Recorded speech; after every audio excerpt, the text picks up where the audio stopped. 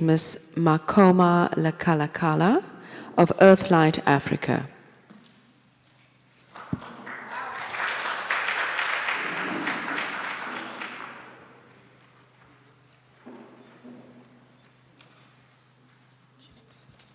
Thank you, ma'am. When you are ready. Thank you. Good morning, and good morning to all, and thank you for affording us the opportunity to come and share our perspectives on the application of the long-term operation of Koeberg Nuclear Power Station.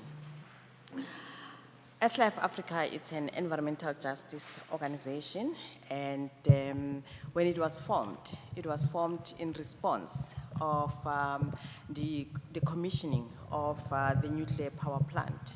And by then, when it was formed, there were concerns around the impact of what may happen, particularly that the plant was built during the apartheid era when there were no kind of public participation, or majority of the people could decide whether this is the kind of energy choice they want, or this is what they feel that would benefit the country. But we know the reasons behind the building of Koeberg power plant by then. It was much more for other reasons rather than, supplying energy also. The organization focuses on mitigation against climate change, and we focus much more on energy. We are advocating for a low carbon economic development.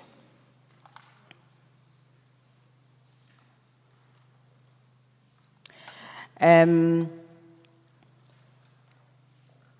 think it's widely known that South Africa is part of the International Atomic Energy Agency, and we have to commend the DMRE by inviting the International Atomic Energy Agency to come in and do a review. And that review was carried on successfully in March 2022. And the focus for that mission was around the safety aspects of long-term operations, the proposed long-term operations. And the International Atomic Energy Agency came up with recommendations. And this is what the core of our concerns are: whether those recommendations have been met, if those recommendations have been met that the IAEA have made, or what is the status of that? Yes, that may be said, but unfortunately, because the information that has been shared, it's not complete information. There are sections of the information that we're not getting, no matter how repeatedly some of the information is made public. The Koeberg Nuclear Power Station Management, when the recommendation were made, they had committed to implement them, and also that they would be ready for a follow-up mission after the half of 2024. And this is one of the issues that I think are important as to why are these hearings or this application being put publicly with not enough information, and also before the IAEA could come in and complete their mission and be satisfied that their recommendations have been met. During that time when the mission came here, a few months after, the Portfolio Committee on Public Enterprises and Minerals held an oversight mission at the power plant. But then what was so alarming was Eskom lashing out on the National Union of Mine Workers for airing its dirty laundry to members of parliament about certain concerns it had at the Koeberg nuclear power station, instead of raising them internally. My conclusion would be the workers were raising the issues internally, and unfortunately they were not heard, and that is why they reached out to members of parliament when they were doing their oversight, their joint oversight visit. And I think the workers were correct because they're the ones who are working there. They know what's happening. And it was for them, if they didn't speak out, also their lives would be at danger. But that also explained or gave the public some information that the plant may not be safe. These are two newspaper articles that I checked. One is from News 24, which states that human error at Koeberg nearly led to devastating catastrophe impact. And imagine what would happen if anything went wrong. That would mean that the whole of this area, including the mother city, Central, would be affected. And also another newspaper report talks about a perfect storm for a nuclear accident that is brewing at Koeberg. And this is due to human error. And this continuously happened. I'm not sure how many of these incidences are happening at the power plant and they are not reported, same as when we saw the ESCOM management lashing out at workers. And this is an organized group of workers, and that would mean that they speak with authority. They can't just bring anything, talk about anything that is not taking place there. The retrofitting of the power station is also a concern because when the long-term operation takes place, obviously there's a need for retrofitting. And when that retrofitting takes place based on the kind of reports we're getting from whistleblowers, from newspapers, it's also very concerning how safe is it to extend the lifespan of this power plant. What also had happened is that a medical officer of health, Dr. Reg Coogan, who was Cape Town's medical officer of health in the early 1980s, and fiercely opposed a nuclear power station so close to the city. This should have been warning signs that as a medical officer of health, he was aware of the dangers, particularly on the leaking of radioactive isotopes, if that could happen. But we know that the possibility with the cracks and all the other information that we get, and sometimes it would be said that the information is not verified, but that is very, very concerning. Inadequate information to the public. When I came here, as we were driving inside the area, I just decided to speak at people randomly, just to check before we could even arrive here. And the first person I spoke to said he just came into the area. It's not long that he's been living in the area. He doesn't know about this meeting, these public hearings that are taking place here. And then we spoke to two people, which looked like a daughter and a father. And they also didn't know, and they were like pointing us at a particular direction to say, no, we think there's a meeting there, but we don't know what is it about. I mean, what are you talking about? And we said, no, the Koeberg lifetime operations. And they said, no, we don't know anything about that. You can check around. We were not lost, by the way. It was just checking if people knew and people are coming here. And then before we started, I went to the shops, the other side. I spoke to the person who was at the hardware store, and he said, no, I don't know anything. And I asked the person about iodine tablets. He said, so what is that? I don't have a clue of what you're talking about. Then I spoke to three guys, and they were saying to me, when I went and greeted them, one of them was like jokingly saying, hey, mense van Joburg, wat soek julle hierso? And I said, no, but you're supposed to be part of why we are here.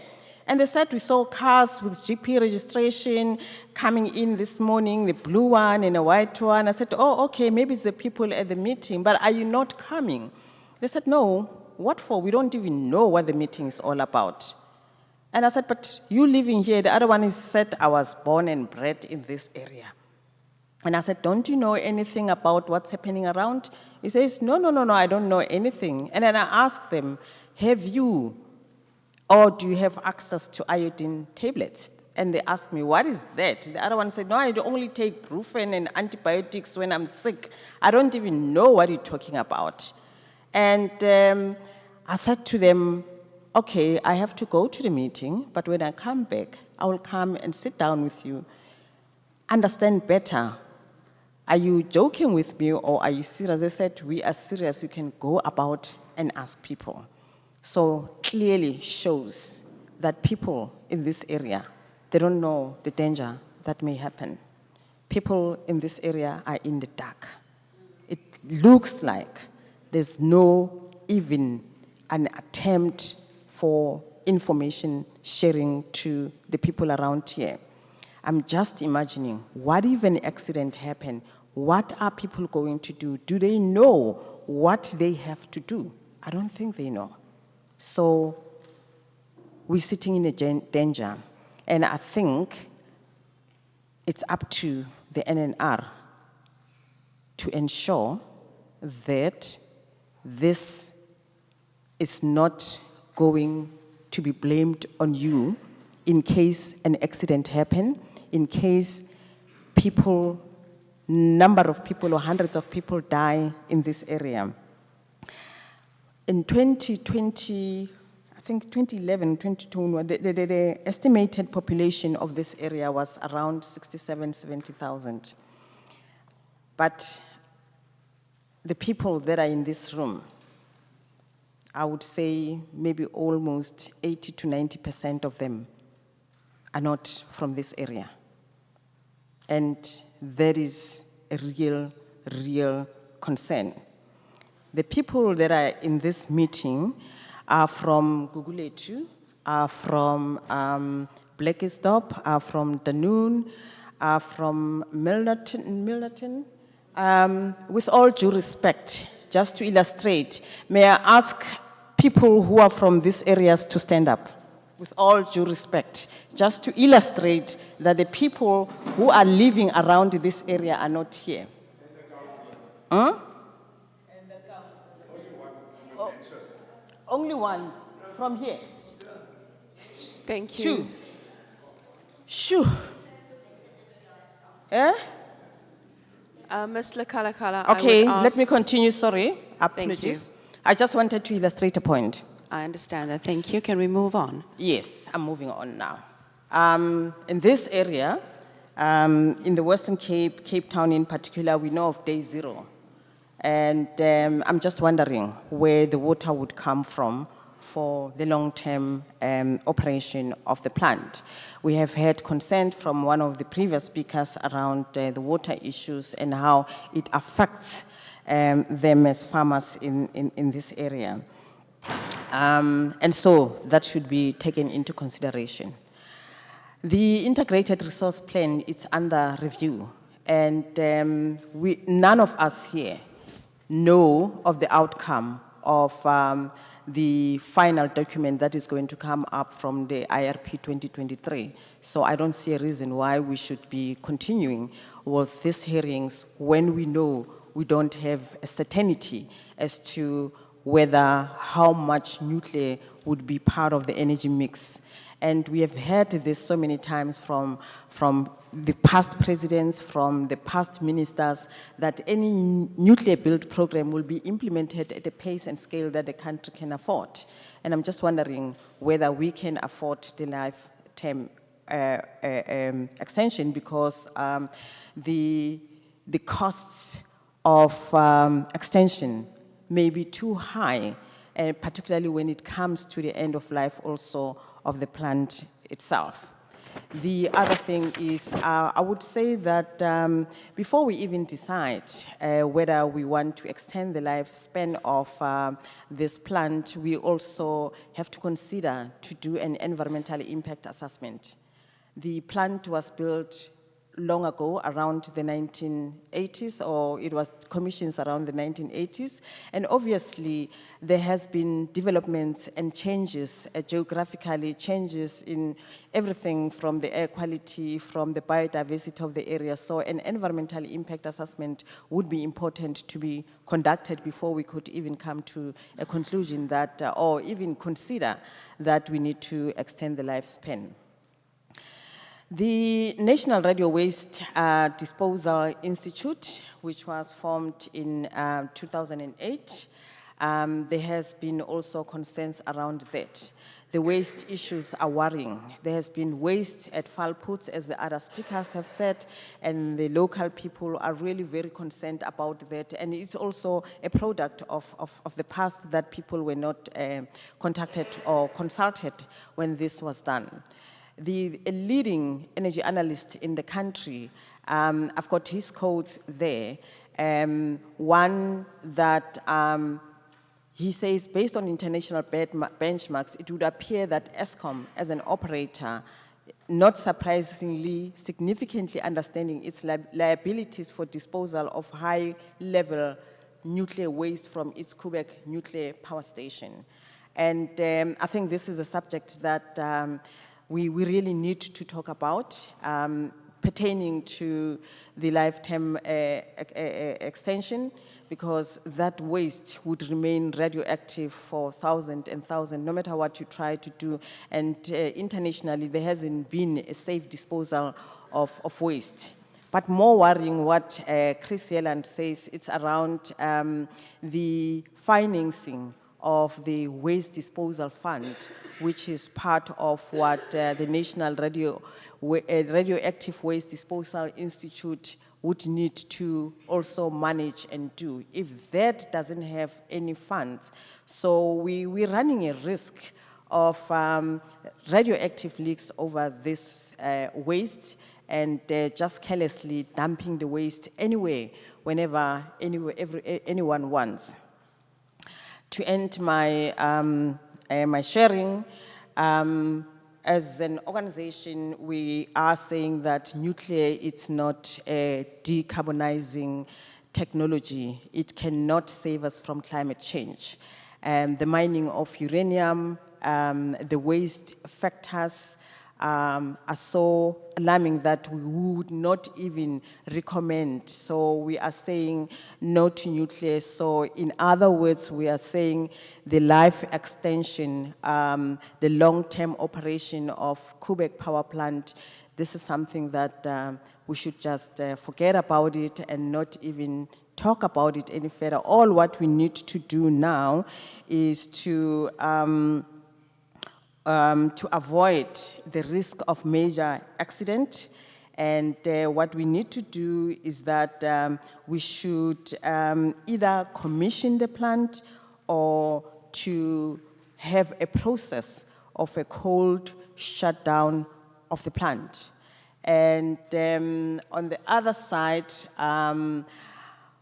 it's surprising how South Africa has got the best solar location globally, yet we still want to consider nuclear. Thank you very much.